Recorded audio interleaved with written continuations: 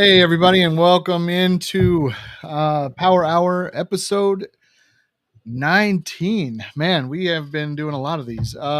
Tonight, we got East Coast Leos on. If you don't know Mike Deloia, you ought to. And this is a good opportunity for you to get to know him a little bit. It's also a good opportunity for you to go ahead and invite people onto the show, share the URL, and don't forget to like this page. I'll see you guys in 60 seconds.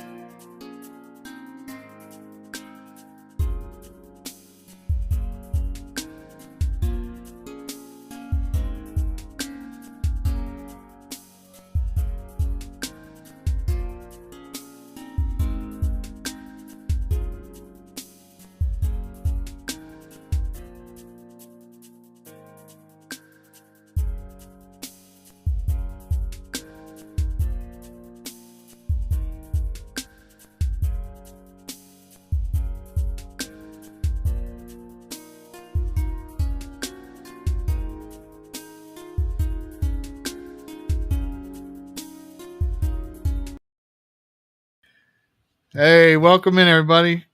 What's up, dude? Not much. What's going on? Thanks for having me on tonight, guys.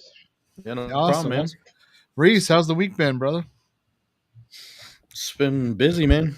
Hatching geckos and stuff. I'm at like 15 babies now. Eggs collecting every day so far. So it's been busy. I got some new merch in. I got some new shirts. So Very nice. couple new things going on. Couple new things, man. How about you guys? Mike, how's the week been, bro? Yeah, Let's see. it's been good. I've just been working a lot, my day job, and then pulling some eggs when I get home. I got one full incubator right now, so probably like 50 eggs, and those are all sex female. I've really not started hatching yet, though. I hatched one last week, and then I'm just kind of waiting on a bunch. But I think next week I'll have a day where I just hatch like 15, 20 babies, because I had a ton of eggs in one day, like a few months ago when they started laying. So that'll be the good first day for me. Yeah, that's a lot of extra work too, all in one day, huh? Yeah, for sure. It's kind of like that every year. How many did you collect in one day? Like, what's the most you've ever collected in one day? Most I've ever collected in one day. You too, Joe. Probably 16. 16? Damn. Yeah. I think last year it was something like exactly like that number. Yeah, right around. Yeah, but that's like almost every. I've never had a day like that. Okay, that's crazy. Yeah. I think I might have collected 6 in one day. Yeah, it just pops up on you. Like all of a sudden, some of them that you kind of have marked to hatch on a certain day, they come early, and then you just ended up with 10. I don't know. Yeah. But so you said 50 in the female incubator, Mike. How many? Yep. How many do you shoot for every year now that you're full time breeding? So this year I have 14 pairs right now, and then I'm looking to do probably 10 more, but that really depends on how the females are going to be, because it's like a lot of those females I either haven't bred before, or like some reason they're still not ovulating, which they're a little late. So I'm not sure what's going on with that, but that's the goal, is definitely over 20. Okay. Yeah, no, this year I've done quite a few pairings, and I know Reese has too. We were trying to kind of go neck and neck. Reese, you said that I was having connection issues. Yeah, I was wondering, Mike, do you see that on your end? Nope, everything seems good to me. If anybody that's watching the show in the comments sees any connection issues with mine, just let me know so that I could fix it really fast. But going from there, yeah, I think I did quite a few more pairings this year than normal. So I'm kind of excited because at first I know I was like, I was talking to Micah back and forth, and she was saying how she's waiting for that third animal. Reese will be right back.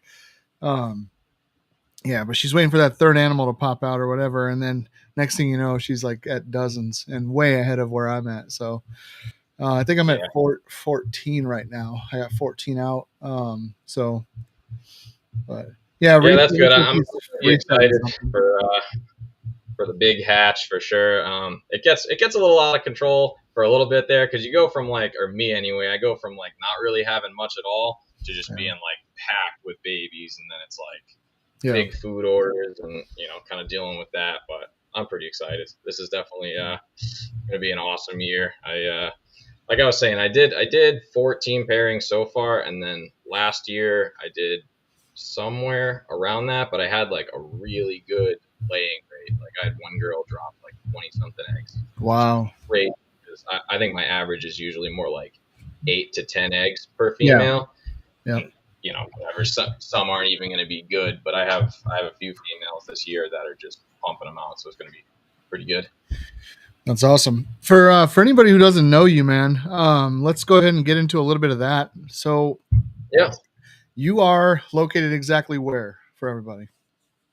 I'm in Medway, Massachusetts, which is like, I don't know, a half hour, 45 minutes outside of Boston. Okay. And Leos. So, do you do anything besides Leos, or are you kind of Leos only? Yeah, definitely Leos only. I'm a reptile lover. Like I have some ball pythons and stuff, but no breeding ventures at this point. I've kind of always had a bunch of reptiles, but I've never got into breeding at all. I used to have like turtles and stuff. That was kind of my thing, but I got some Leos, and then boom, started the breeding. It's just been the Leos, and it'll probably stay that way. I mean, I might do, I don't know, some other things, but that's more just for fun or like personal reasons, just to see if I can do it. But as far as like what I'm going after, it's just the Leos. I gotcha. What exactly got you into it? What was like the catalyst? Yeah. So like I said, I've always been into the reptiles. Like, and I had leopard geckos growing up, and I've kind of always had one almost. Yeah. And then my younger brother, was like, "Hey, I'm looking to get into getting a reptile." He had a few options, and of course, I'm like, "Oh, dude, get a leopard gecko," like the deal. And being the kind of person that he is, he found his way to Morph Market and bought the coolest, thing he could find, and then he's like, "Hey, come over and can see my new animal." And it was just like a Tremper albino, but when you haven't seen all the morphs before, you're like, "Oh my god," So I immediately had to get involved and get myself one, and then I went down the rabbit hole that we all go down with research and morphs and all that stuff. So how far down the rabbit hole? What number? How many you keep as breeders?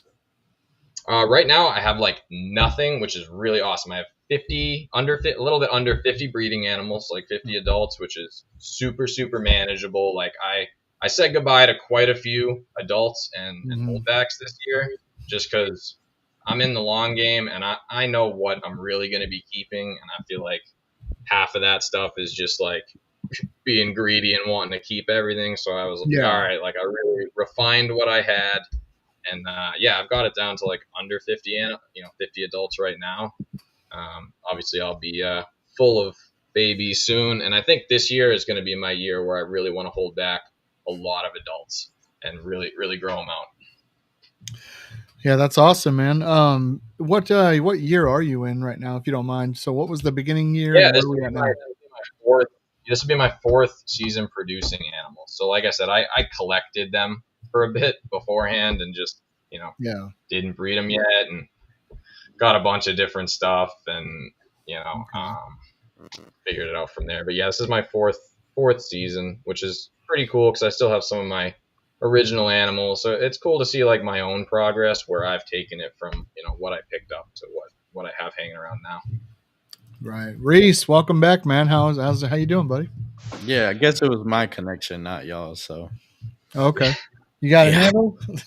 Yeah, hopefully now everything should be good. So you guys are clear, nobody's frozen anymore. So what did I miss besides how long you've been breeding? Nah, just hanging out, man. Talking geckos. So No, I'm your that's first, though. interesting. So you're on your 4th breeding season. You said you got a full incubator. How many of those do you have right now? I only have so I have 2. I definitely have one coming in the mail. I have one female incubator and one male, but I could probably fit more eggs in it. But I use like deli cups, so I'm kind of giving them a little more room than the eggs probably need.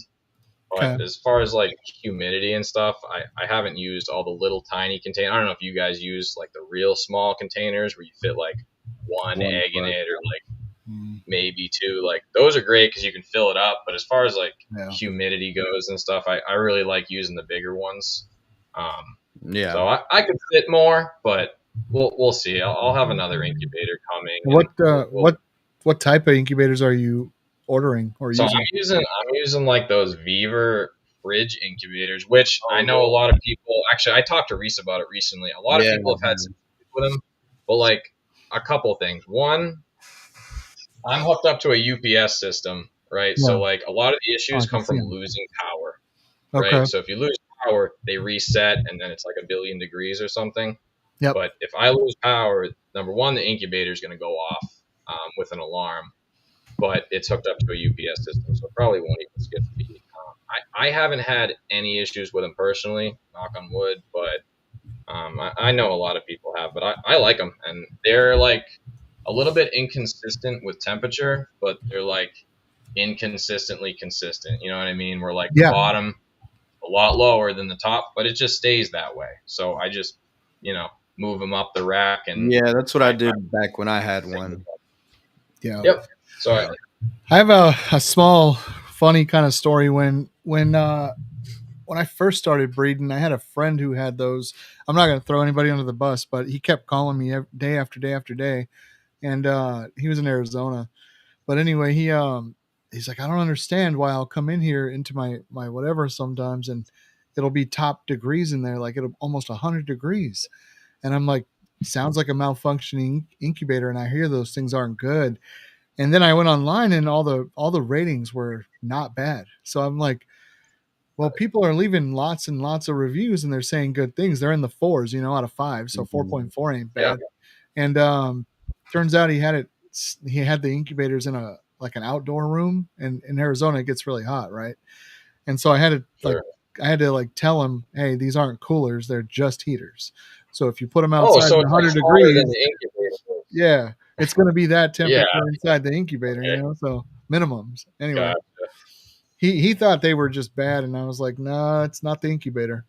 But I had those for a yeah, while too, and they worked just fine, in my opinion. yeah. I Yeah. haven't had an issue with them, but I guess I know. I'm the odd one out Yeah, because I had terrible time with that. It worked good for about a year, but then I would wake up in the middle of the night, to use the bathroom at 3 in the morning. I'd go check on it, and it would be 150 degrees, and I was like, "Whoa!" What? Yeah, I'd have to go unplug it, wait until it cools down, open it up, and it was just a nightmare. And it did that back to back for like almost 2 weeks. Like it would be good for a couple days, and then Yeah. randomly 119. I'm like, what is Were, going on? were you losing power? Because Mike was just saying a minute ago Nah, that. I didn't lose power because I would know because your PlayStation it would have to reboot and different things. Yeah. When you lose power, and I Yeah. wouldn't lose power. My TV would be on, everything's fine. It just was tripping out because like it would be Okay. fine for the next like 4 days, and then boom, spike again. So after the fourth time of that happening, I threw that mother sucker out, and I went and got. Uh, I really did it stupidly. I went to Walmart and bought a brand new refrigerator, and then took it home and gutted it out just to throw heat tape in it and plug yeah. it up. I was so Didn't retarded. even go on I marketplace did for a it for like used one. spent almost $300 making it, and then like the next day, a breeder was getting out and had a sea serpent hot box for Oh, $100, and I went and bought that too. So Yeah. I ended up with both. Now I have female and male, but I Yeah. definitely spent way more money on the other one when I didn't have to. So I learned my yeah, lesson. Yeah. But I think if the I were other, to buy backups, they would be hovabators, because I know yeah, people like Heidi, who's watching. Hey, Heidi. She sure. uses those, and I know Brett uses those. So to me, I like, used to. I had one of those too. They work. yeah, The chicken Yeah, one. I hear a lot of highly good recommend. things about the Hova It Baiters. wasn't the I same know I brand, but it was just a styrofoam chicken incubator from like Tractor Supply. They're like $50. They can hold a decent amount of geckos, so it's not bad. The other complaint I did have about that fridge one though is like what you were saying is space wise. Like once that thing I starts filling up, it's shelves out, loaded up, actually. man. Huh? So I said I move them up the shelves, but I was kind of not telling the truth because I took the shelves out. So you can fit a lot more in there, and you just stack them on top of each other. True. I didn't do that. I had Yeah, multiple it gives you more species room than in there. you'd think. I mean, I had like bearded dragons, and I had leopard geckos, and then I had some crested geckos in there. But I should have just took those cresteds out. I learned my lesson on that too. But those were like the beginning years. all in the same incubator? Yeah. Oh, okay, interesting.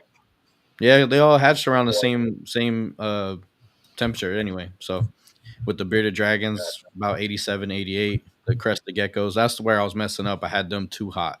So that's why I kept having issues. But everything else was fine. Yeah, they're supposed to be a little cooler and take a lot longer, right? Yeah. Room temperature works best for those. But yeah, no. Bump those incubators. Don't get them. If you have the option, don't get them, guys. I don't care what this guy says. Don't get them. Hey, the online No, I mean, reviews, they look I'm not good. going to recommend, them. I mean, I know a lot of people have had the issues, and even when I first got it, I got it and then saw everybody complaining about it, so I plugged it in for like 3 weeks and just monitored it, and it was fine. Mhm. So. Does yours read Celsius too, or is it Fahrenheit? Yeah, it reads Celsius. That was my other issue. I hate it. It's so annoying. I'm like, I had to Google every time I wanted to balance out the temperatures. Like, what does this translate to? Yeah, and they're like, it's like a half point too, which I actually like that because then you can get like 88 and a half, if you're going off the Celsius, which I like that. Yeah. I'll go fair incubator. I remember mine was Celsius. I don't know why. Like, they didn't have that option when they sell them here in the States. You order them and they're at your door the next day, so they're here and they're just stocked and Yeah, and they in your house. So even shows it in Fahrenheit, like on the picture when you're gonna buy It does. That's why I got it. Yeah, me too. Yeah, me too. So they're lying to you a little But bit. they also, I noticed there's different brands with the same fridge. So it's literally the same fridge. It's kind of like a wholesale thing. They bought it and just rebranded it. So it's like Vero or something like that. Then there's like some other one. Then they have like one that's red that's specific to this other company, but it's the same little fridge. Yeah, they're all that same little medical fridge. It's like the Tangerine Bold of incubators. True. Everybody see what I did there? Speaking of Tangerine Bowls, man, I wanted to hop over here real quick if it'll pop up. There we go. I'm going through your stuff while we're talking, and this one popped out at me. What am I looking at here? So that's a cross. It's a Old Stripe Bandit crossed into some of my more patterny Tremper stuff.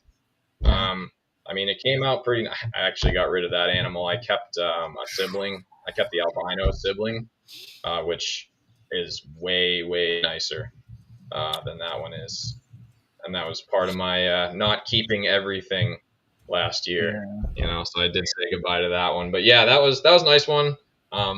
It had more tangerine too than it looks in the picture. But hey, for a first generation, coming from he caught my eye right away. So I wanted to show him off real quick because he looks nice. It's a nice gecko.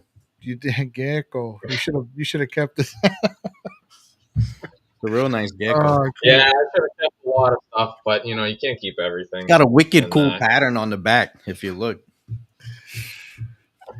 Man. Yeah, he's wicked nice, dude. Trying to love it, dude. I do a lot of stripe stuff. I didn't start that way, but like I picked up my original bold stripe stuff a couple years ago from Heidi, and then I kind of I plugged that back into itself, and then I plugged it into everything, and then like I got a bunch of my Bell stuff, and that had stripe in it, and now basically everything I have is pretty much striped for the most part. Even my snow stuff is striped. Which I like that a lot better than the banded stuff. What about jungle? Do you like it better than jungle? Yeah. Yeah, you like the stripe stuff? Yeah, it's clean. It's just clean. I like the symmetry. It is clean. Everybody likes stripes too, man. I feel like it's everybody's into it, and Sometimes it's yeah, too clean though. If that makes sense. I don't know if it's my ADHD, but I know sometimes you're things can be That- too perfect to where you need something to mess it up, and that's why I like the funky jungle stuff. But stripes are definitely cool yeah. too. I mean, I like everything, and I think that's another problem too. Is like I like it all. If I had the room, I would literally have everything. Yeah, I got a lot of little projects, like 1.1 pairings of a bunch of different stuff instead of like working on large groups. Yeah, and I have a few other genetics like hanging around here that I haven't even got into, but I have the animals and they're males, so like they'll be good, for a while if I just hold on to them and just have it in the collection to have. So you're building that genetic library we talked about before that Joe has over there. Yeah, for sure. I have a few things, and I do hold on to like some males that have less genetics too, just to have that that single just eclipse male or just tangerine male, no heads or whatever, just so you have it if you need it. Nice. Yeah, I don't know. I just like being able to, if I need it, it's right there. I can go pull from it. If I don't need it, it's just cleaning a tub. Yeah, for sure. And I'm having that issue right now too, where I don't have the male I need. I was actually telling Reese recently, like I have this male that I held back, and I'm so excited to put it to all these females. And dude, I'm pretty sure he's like sterile. I mean, I've got like 12, 15 locks with him and nothing. And I know that these females are good because they laid last year. So I'm kind of like, damn, I don't have a male that I feel is like worthy of them. So it's like, well, I don't have it in the library. So I got you. What is he? He's a white and yellow raptor. But a real nice one in my opinion, like super, super high white sides, pure solid red eyes, like everything I'm looking for. And I have his brother I kept as well, just in case, but he's great, but he did not turn out. They looked pretty similar as babies, but he did not turn out even close to the quality of that one. Like he's just the tangerine there. Like he's more of that like mac and cheese tremper, like tangerine kind of look.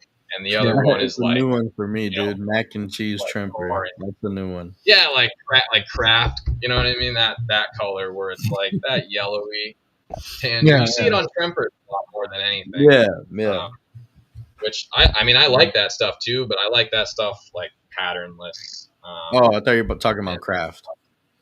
Okay. No, I don't like that. Oh, okay. Yeah. Well, no, I wanted to ask you. Speaking of the raptor, I know you work with Bells a lot too. Bell Mafia, shout out. You know what I'm saying? But who do you like better, Raptor or Radar? The Radars. Radars, Bell's Mafia all the way. Yeah, I like Bell. I like Bell better. It's the superior albino. Everybody knows that. Just had to put that out there since a couple episodes ago. Oh, look, the show is ending. No, I do feel that it represents albino better, if that makes any sense. Like if you didn't know anything about leopard geckos and I showed you, a rainwater, a tremper, and a bell, and I asked you to guess, which one was albino, you'd pick the bell. And I think that it has why do you say that though? If you could elaborate on that, why would you think people would gravitate towards bell?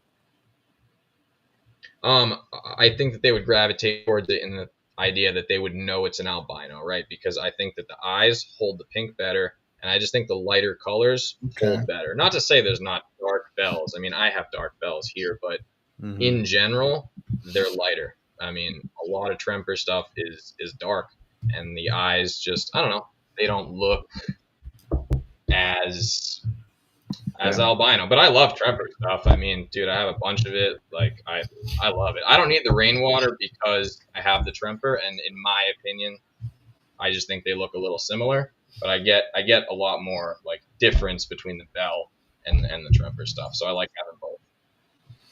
Okay. And so you're working on a dope project, right? With your bell stuff. Are you gonna put radar in it, or does it already have it? And it's your it has. Your most snow of my stuff is already albino. Yeah, so I have two main bell groups. So I have like my bell snow stuff, and that is just like I'm trying to get that as white as possible. And a lot of that stuff actually comes from bold stuff now because a couple of years ago I picked up a bold Max Snow white and yellow from Seth, and like I plugged that into it, and it just made everything bold and super super white. Like I actually can't even believe some of those animals. Like even the one that he sent me was a little bit yellow, but as soon as it became an adult, like it's like stark white now. It's really nice. So I have like that group, and then I have my tangerine group, which I mean it's hard to pick which one I like more, but the tangerine group is coming along. I started with only one tangerine male, and I plugged it into like my non-tangerine bell stuff. So I'm only a couple generations in on that. So the tangerine is nowhere near where I want it. But for where What I'm line at, did you start with? Close. What's that? What was the tangerine line that you started with for it? So I picked up a tangerine from Josh from Game of Morphs there, okay. and Morphs. Okay. Good breeder. yeah, and that animal has some like sun glow in it, and some it's a mix of tangerine stuff. It's nothing pure. It's not like a blood or anything. It's a total mix. But I mean, he was a banger. Like he was super super dark orange, and pretty much in like one generation of putting him to stuff, I got a lot of mac and cheese. I got a lot of really nice stuff like right away with the tangerine. Okay, sick, dude. How long have you been doing the snow bell stuff? Because I got a question for you if you noticed something. Yeah, I mean, I've been doing that from the go. That was one of the first pairs I picked up. So I've been probably working on that myself for about two or three seasons. So not quite as long as you, but I'm starting to notice with some of the ones that I have that they're just very slow growers. Do you run into that issue at all? Um, not really. Um, no, I wouldn't say so. I mean, I would say like my bell stuff in general has like a smaller max size. Like I get a lot of animals that I wouldn't say they grow slow, but they definitely max out like 50 grams tops. And then a lot of my Tremper stuff is like huge. Like I have a lot of like 90 plus gram animals, and they're not even like fat or anything. They're pretty athletic build. They're just massive. Yeah. Well, I asked that because so not all the offspring, but whenever I hit the actual, snow and bell and white and yellow, it seems like they grow a little smaller with the more genes that are in it. For me, I don't know if maybe it's my stuff or whatever, but yeah, I've Yeah, noticed. I hear what you're saying. I think maybe like supers. I noticed that, but that's that's just supers all over. I don't know if it has anything to do with like. Sounds like I need to start out crossing then. Yeah. I don't notice a lot of that for sure. Every once in a while, I have one that's like a bad eater, and that won't grow as fast. But as long as they're eating, they're definitely pretty Yeah, good. they're still eating and like, pooping and stuff. But like today, I checked on one and went from like 28 grams to like 32 grams now. So it's not, and it's almost a year old. So it's just not growing the best, but it's probably the best one that I produced last season. So it's just, it always works out that way. It's like, come on, dude. Yeah, for sure. Dude, I feel like a lot of my favorite ones, I'm like, this is going to be the one. And then it's like, something's up with it. And I'm like, okay. Yeah, it's a pain in the butt, dude. I've got one of those now. I'm sitting there. I can't stop opening the tub. He's probably like, bro, what? Because they got to grow out and feel like they're at peace. But he's a baby. He just hatched a little bit ago, and he's awesome. So I know what you're talking about. He's a baby. Well, then Yeah, you don't know what we're talking about. We're talking about an adult that's still baby size. Yeah, but so you got. I've noticed that a lot with black knights. So I was going to say, how inbred is the animal? What is this a filial thing? Is it something where you're not sure about it, or are you back? Like, has it been back crossed, out crossed? Because black knights, I've noticed they have growth issues big time. So not every one of them does it, but usually out of every, because I refuse to inbreed any of my Black Knight stuff. I just invested in a lot more of it, but even still, they're very inbred themselves. So when you pair them to each other, you're probably related somewhere. And some of the babies will stay like 4 grams for 7-8 months. And if you don't give up on them, they'll grow, and then they just like pop up like a weed one day. But they have that problem just because of the genetic bottlenecking is what it's called. Yes, but I don't think I have that going on because I produced a male, and then I took him to a different female, and then those babies are on the smaller side. The 2 that hit both Bell and Snow. So only those 2. The rest of them grew out just fine, perfectly healthy. Right. So you're saying that Bell is the not superior albino. I get it. I think it's the cross of the white and yellow Snow and Bell. It might be messing it up, but it might just be my male too. He just might be. Trumper good, Bell bad. They're all good, dude. Trumper they good. all get so I'm just kidding. I think when you get those genetic piles, you're gonna have a little bit of issues anyway. I don't think the animal wants to have 4 visual genes going on in it. Like, just they're visual to us, but there's obviously something else going on with those genes too. It's not just the looks, I'm sure. Yeah. So yeah, I can see what you're saying about having multiple genes together causing an issue potentially. Okay, so you think it's more of a multi-gene situation? That's where I was getting at. Yeah. Okay. Yeah. Trying to ring the alarm on Bells, dude. Get out of here.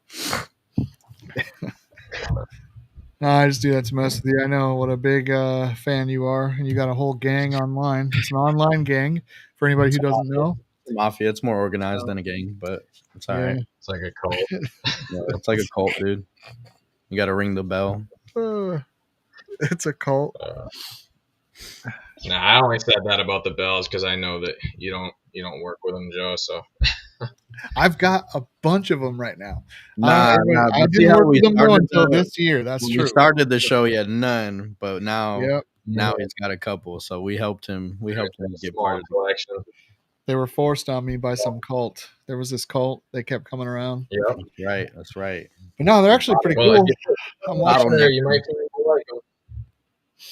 them grow out. One of my favorite,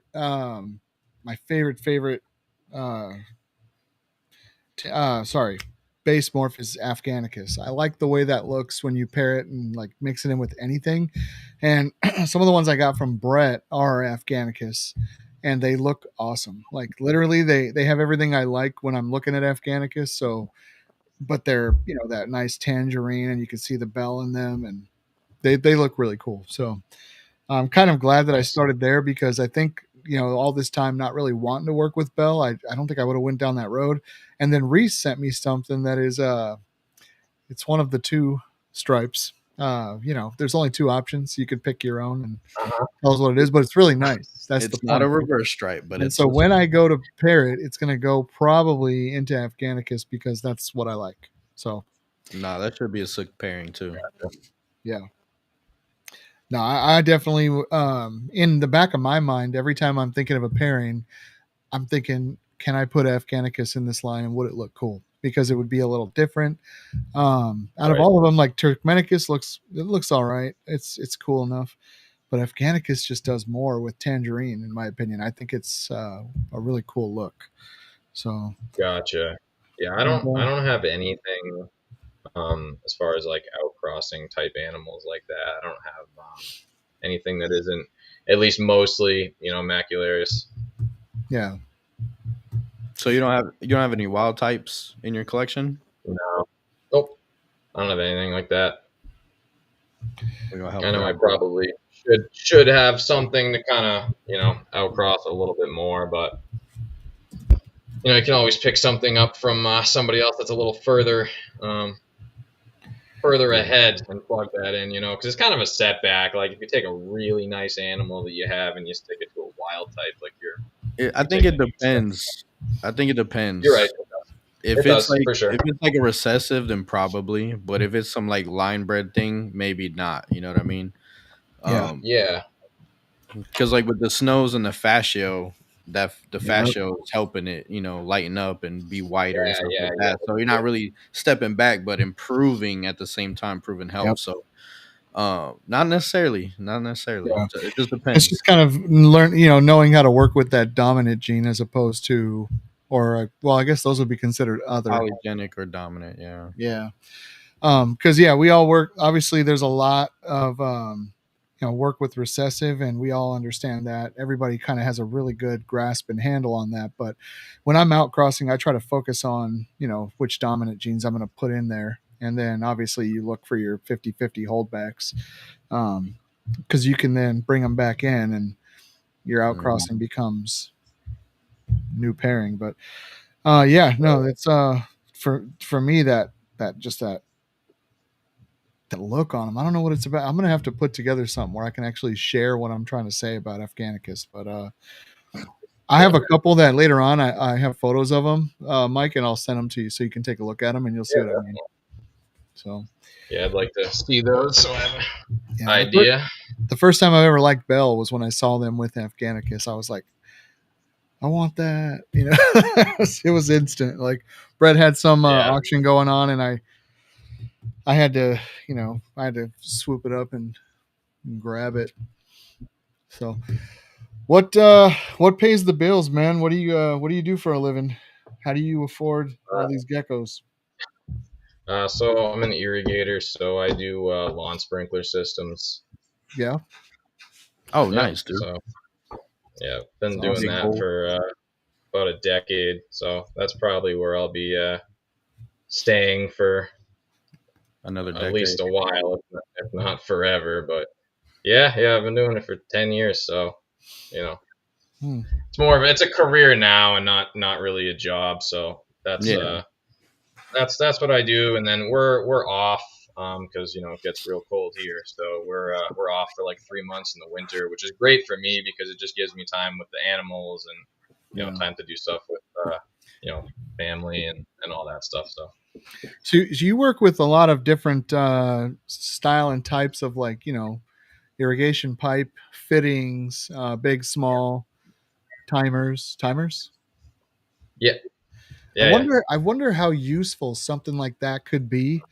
I don't know about leopard geckos in general, but with reptiles, maybe humidity in incubators, timers, that would be. Yeah, I mean, dude, in theory, in theory, I could set up an entire room to self water bins. Yeah, absolutely, you could do it.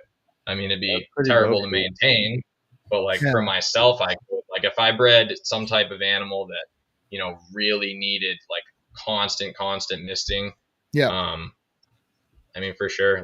I don't really need that for Leos because I do water bowls. I don't mist except for hides. Yeah, I think that would be such a really cool thing to be able to do, especially if you're not in the middle of a brumation cycle and you're going to leave town. They don't necessarily need to eat because they're grown, but you want to put extra water and you have no one. Having an automatic mister would be really neat. The only thing I'd be worried about is some of them like to shit at the back of the tub and others at the front.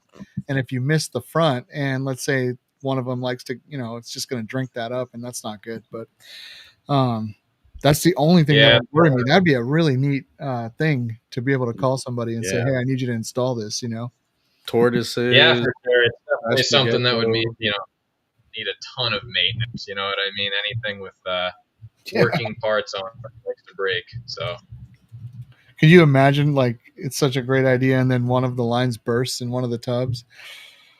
Dude, that's exactly what it is. It's what kind of liability is it? You're mixing water with electricity. Yeah. It would be put theory. 2 small pinholes in the bottom of a tub or something where it can drain out if it ever did that. But that just sounds like it's so much extra work, dude. Yeah. Yeah, it just sounds like so much extra work. Back to the heat tape and just lights the whole house on fire. Yeah. It's a terrible idea, guys. Don't listen to this anymore. Never mind. Yeah, don't listen to anything we're going to cut this out. We got impressionable viewers that are at home putting fittings together now. They're no.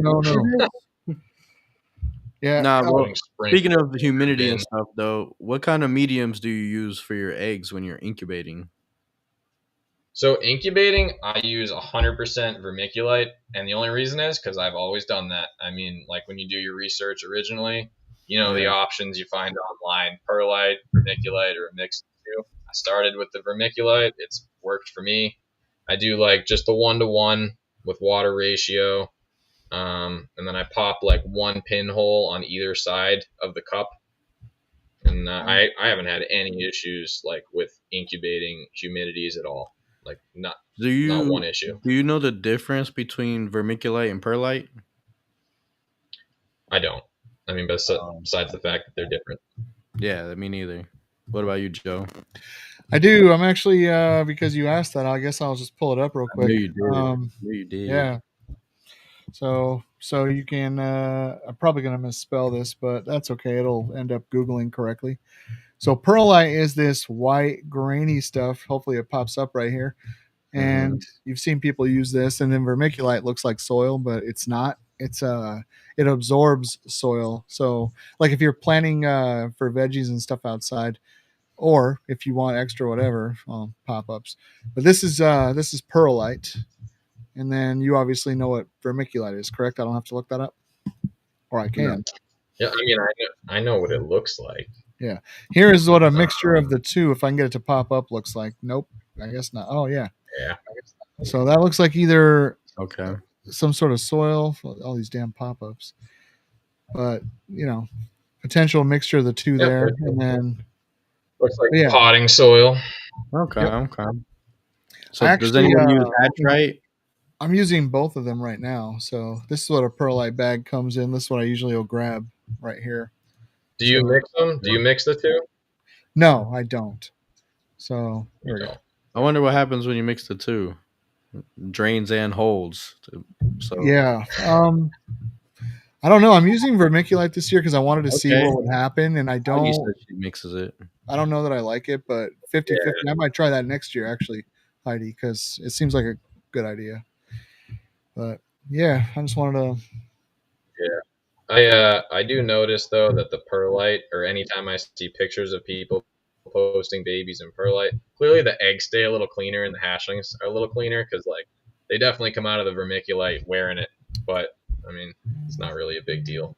Yeah. Well, I guess you got to have like a tray or something in between them and the stuff because I don't want them eating it when they get I don't put trays. I put them right in. I bury the eggs like halfway in. I just want to make sure like they just don't dry out. I feel like anytime I see issues with people using like egg trays and stuff is like they dry out or something like that. So I put them right in, and I haven't had any issues. So see, I had issues with if I put them right in that they would mold eventually, or something would happen, or they would look on top good, but if you went and flipped them over, they were sinking in at the bottom or messed up. So I just stopped. Did you punch holes? Yeah, most of them have holes. All my stuff have holes. I buy like the pre-square ones. They're like clear, so they have like little ventilation and stuff. But yeah. So I just make sure to use the egg tray. I worry about them like suffocating too. I don't even know how real that is, but like I don't know if I don't see the hatchling, like I don't know how much air is actually in the cup. That's another reason I like using the deli cups is I know there's air in there. Like I punch the holes, like there's they're going to be good. I'm sure like if there were those tiny little cups and you forgot about it or didn't, weren't able to check for a day or two, like, you might come home to I got a silly question for you, dude. I notice a lot of people say this. Why are you punching holes in your deli cups? You can buy them pre-punched. I feel like that's such a waste of time. The little pinholes to allow a tiny bit of air in, but not too much humidity. It's a pinhole. I'm putting one pinhole on either side as opposed to like the deli cups that are coming with like 6 breathing holes. I would think those would dry out really fast. Yeah. True. I could take some photos and put them online, but I was going to show you guys. I went to Webstaurant and bought like a ton of these, and I've had a pretty high success rate. So you could put 2 per section, and they can't escape their square. So with this one, I have a thing on my phone that goes off and says, hey, once a week, you go in, you open them up, and I just kind of recycle the air. It takes 2 seconds. You open them up, close them right back down. It holds the humidity in there perfectly, and they look good, man. But Do you notice any issues though with like because you're opening it so much, and no, that all the eggs are getting air like all the time? No, not at all. Yeah, nice. no, mine are doing all right. So I also use like some sort of an egg. You know, I use the egg trays. I use Yeah. a 3D printed egg like that, but it's just like a small round thing. I wish I had one on my. Yeah, he uses like a single egg tray, like per Yeah, egg. It's like a single 3D printed for one egg, and puts two of them in each. So he has his own little egg trays that he puts in between.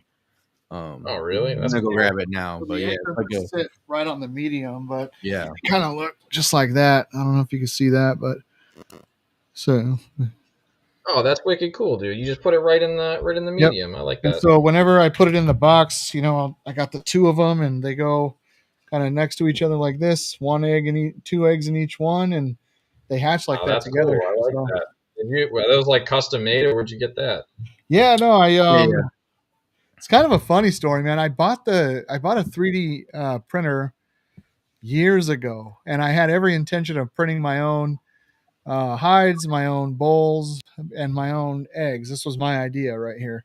And then I owned an air conditioning company, so I was so busy all the time, and I kept making excuse after excuse as to why I don't have time to open that 3D printer box. So you're talking about like a $1,500 printer, and I just never opened it. And Yep. next thing you know, 2 years has gone by, and I'm over here like, all right. So kind of lesson learned, like don't jump the gun. I was talking to my friend Jen, and her daughter was needing like a 3D printer, and me thinking, outside the box, I was like, hey, I have a 3D printer, and you guys could save the money. I'll ship it to you. But anytime I ask you for one of these, just send me a bunch of them. And I'll even pay for the filament. And she's like, you're going to give me a whole ass 3D printer. And I'm like, well, I mean, I don't have time to do it. And I thought I would. Um, I want them. So she kept her word. And I literally sent the 3D printer for her kid for school. And then she sent me a shit ton of these back. And so I ended up buying the That's hides sick. from just Bubba, just kind of giving back to the community. I bought the hides from Bubba's brother. And I think I even bought those little round 3D printed like bowls and the cups and all that. But I gave it away, man, because it's 2 years in a box. That was kind of a dumb move on my part, but I ended up with it. Yeah, So, if you're not using it, then whatever, and you still got what you wanted out of it too. So that's sick. yep. It's funny you brought that up because I was just about to dust mine off because with Oh the yeah, season starting, I need to start printing some more bowls and some more hides. It's definitely a game changer for a single breeder, like to help out. I'm sure, like, some companies don't really want that, want you to buy from them. But if you can get the file or make your own simple little design, dude, and just print every day here and there, like, I think I could print like maybe 6 or 7 a day, yeah, and I was cool with it. It adds up pretty quickly if you just keep it on schedule. So I Yeah, for definitely like sure. it. That's awesome. I've kind of transitioned to almost all 3D printed, hides, bowls, all that stuff. I love that stuff. It looks super clean, and yeah. I you can like it. wash it, crack in half, so it's nice. Yeah. Do you ever grab any from Bubba's Emporium, or do you print your own? No, all my 3D printed stuff has come from either J5 geckos or Okay. Firehouse geckos, and those are like the two local guys that are like always at I've the heard of expos. Firehouse.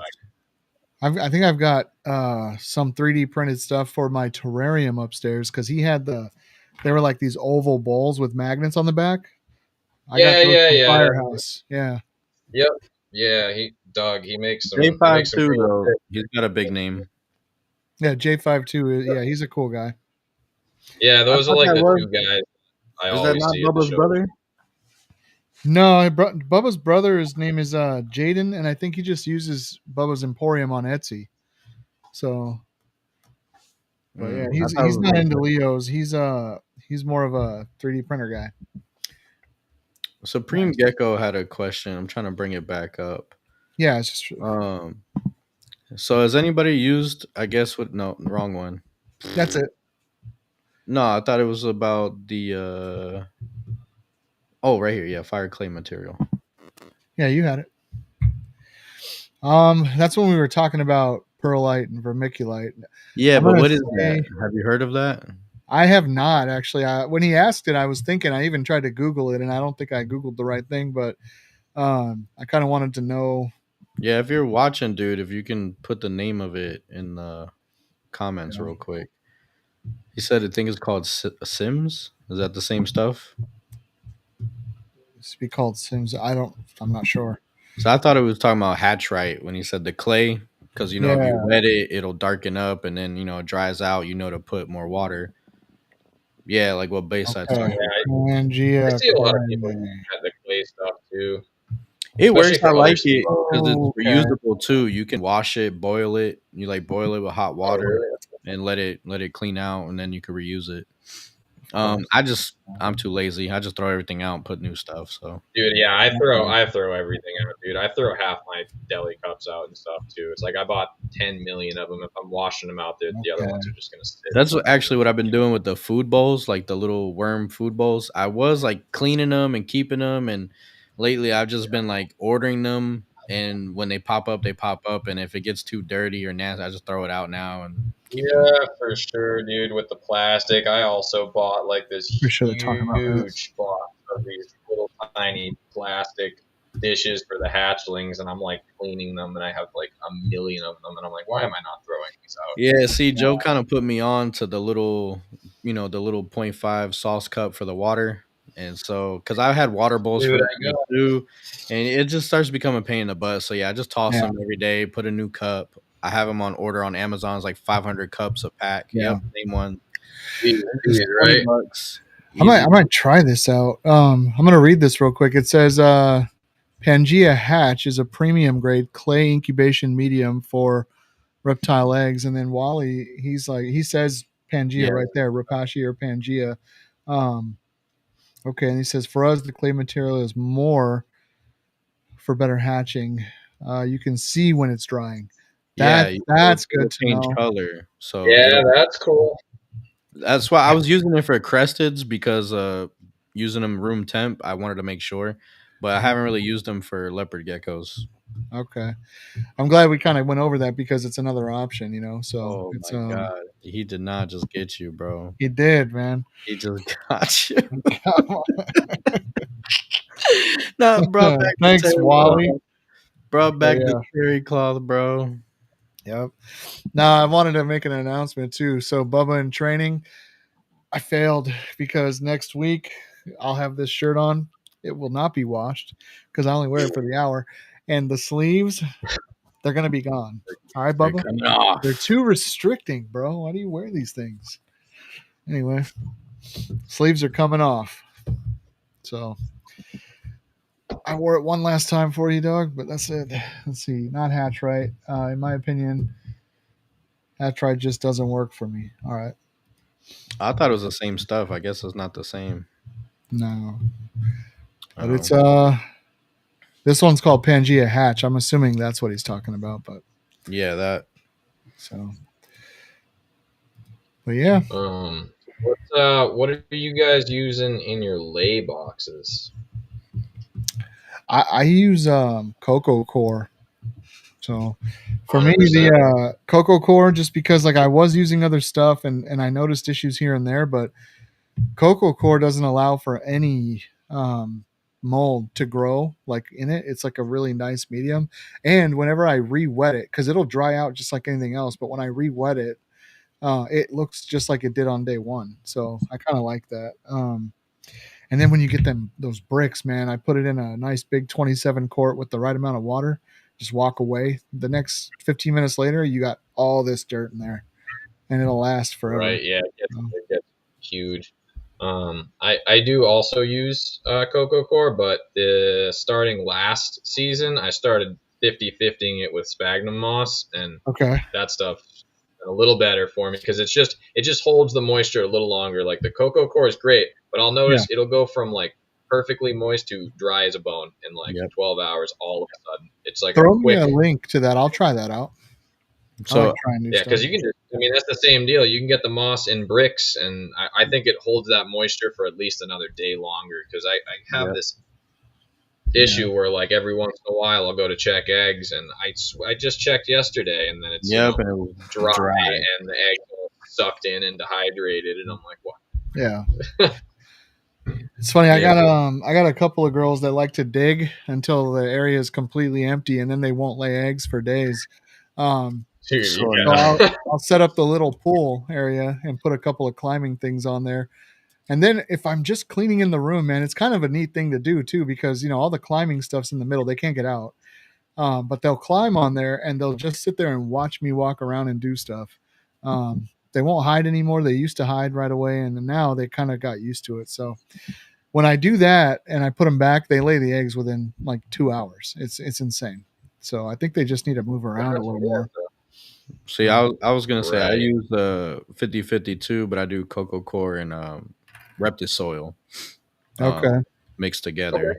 Yeah, and that usually holds a little bit better because when I was doing just a cocoa fiber, like you said, it dry as a bone the next day, and I'm like, bro, come on, overnight. Yeah, it's like it just happens really, really fast. Yeah. It's kind of annoying. My lay boxes, not all of them, but for this one, I have like the sea serpents, like what is it, something 35. That one, and the bins are real. They're real short. Like it's the same area you'd get in like a 28 quart, but they're super short. So I couldn't have the top entry. So I had, You got the you know, V35S. yeah. Is that So right? I mean, I think so. It's like got 18 bins on it or something like that. So I like it a lot, but they're really short. So Yeah. I had front opening lay bins made, and dude, that kind of Yeah. sucks because now they kick every crumb of dirt out of it and lay Out on of it. plastic. So I Gotcha. sent Reese a picture the other day. It was literally, she had emptied it. It was just plastic. That's funny. So whenever that happens, I mean, not everybody does this, but do you guys change the lay bin to like something deeper to maybe let them dig a little deeper? I changed all my lay agree. bins to plastic. So I just grabbed some 11 or 10 cup plastics. I put a 2-inch hole at the top. And so it's like a little longer now. I have the V35. So he does the V35S rack. So I got a hold of that guy, Chris, at Sea Serpents, and had him build me some racks that were for V35 tubs. I bought my own tubs and then had them just shipped to me so they'd be here. And he ended up shipping me tubs when he told me he wasn't. So that guy's cool, man. Chris, I hit him up and I said, "Hey, man, these are expensive, and you ship tubs. I told you I was buying them on the side." And he's like, "Keep them." And he didn't charge me anything extra. And when Nice, we man. made the deal, bro, he made the deal without tubs. So he's just Nice. he's an all around good Yeah, dude. I've heard good Right. things about that guy before. Guy looking on it. But they're custom. But you can have him do one. He does 12 tall, and I got the idea off of Bubba. He was doing V35 tubs. He made a really cool YouTube video I watched. And then I didn't want to buy the Vision racks though because I use PVC and I was already using Sea Serpents. I like uniformity, so I just called Chris. He'll answer the phone. He's a really good businessman in my opinion. But yeah. Right. Yeah. No, I really like the rack. I mean, I do wish the bin was a little bit taller, but I've learned to work with it. At this point, I'd buy another. Honestly, I probably will get a couple more of those. And dude, I mean, fitting 18 bins high, like that's some space saving. Like it's really nice. I mean, it almost touches my ceiling, but it's all good. I just step stool it up wicked there. tall, dude. It's wicked tall. Yeah, wicked tall for sure. Now we need to get him to say something for us. You got to say, No, he did earlier, and I took a drink. do you like apples? It And was then say, I got a number. How do you like them apples? Go ahead. You do it. He's like, shut up. Turn into the circus act, huh? Yeah. He's like, I hate awesome. that show, Ted. Now. Yeah. I hate this show. Oh, Not this show, man. dude. We did it, You Reese. love this show. We got somebody to say it. That's awesome, man. That's funny, dude. Heck yeah, man. I feel like this has been actually a really informative episode when it comes to incubation and stuff like that. I am taking a look over at Mike's Instagram. You guys need to get over here and show this guy some love. He needs some followers. But also you're not following anybody too, so it's kind of like all your fault, buddy. Because it is, dude. What? I have like following like 7 people, bro. Stop, bro. Come on, that's not true. It's all right. Well, it's like 318, but we need to get you some followers. Dude. I was telling you, I'm not the best with the social media, dude. I had to be convinced to even make an Instagram. Yeah. So Yeah. I want to go back to see like how I said, long. I had the not long, dude. It was like last year because I had the Facebook, and then I literally, I don't know, dude. I just didn't use it. Nobody uses Facebook, I guess. And then Don't say I that. wasn't really getting yeah, no, much likes. So I made the Instagram, which I actually like it a lot better, and it's the community is definitely on Instagram. So Yeah, no, they are. They're on Facebook too. If you join some of the groups that Heidi hosts, those yeah, I'm in ones, those ones. you'll get some really cool stuff there, and you'll see really neat stuff. And every now and then you could post in there. Um, that's all it is. If you want to grow it, you don't have to go to the Facebook group and say, "Hey, go follow me." What you could do instead is interact. People are going to see you, and naturally they go look for your other stuff. So Yeah, for sure. I've posted in Heidi's groups like a couple years ago and stuff Okay. here and there.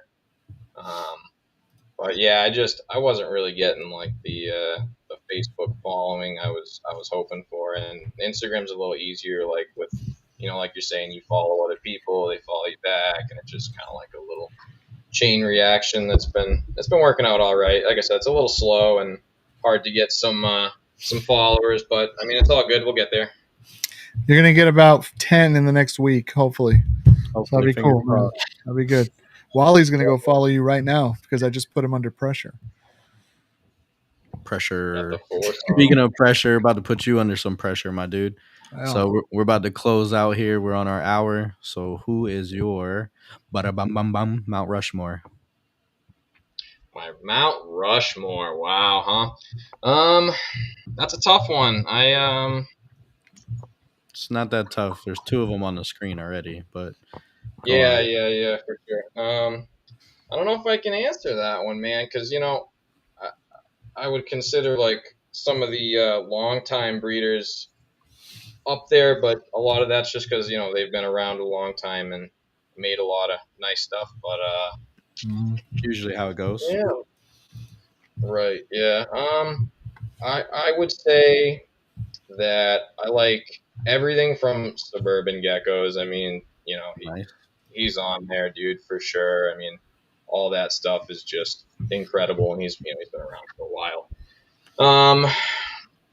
Honestly, I think what Heidi and Seth have done as well with all the bold stuff is really awesome. I mean, the stuff that I've got, is just incredible. So I think as far as like that goes, they're definitely up there too for me. And also, those are two of the people too that really like helped me out when I was Nice. in year 1 or 2 breeding. And that goes a long way too, dude, because it's not all just about what you've produced. It's about like who you are and how you contribute to the community and stuff like that. And just being an overall good person and willing to help and give out information without an issue. Yeah. Nice. So that's 3, dude. You got one more. I got one more. It's That's wicked toughy. easy, dude. Is it wicked easy? Nah, I don't know. I want to think because I don't want to just pick one either. I got, what I mean. I got to mean it. Yeah, I want you to mean it, dude, from the heart. You knew you were coming on here, bro. You watched an episode or two. You had. I knew you were coming on. I knew it was coming. One more. Let's see.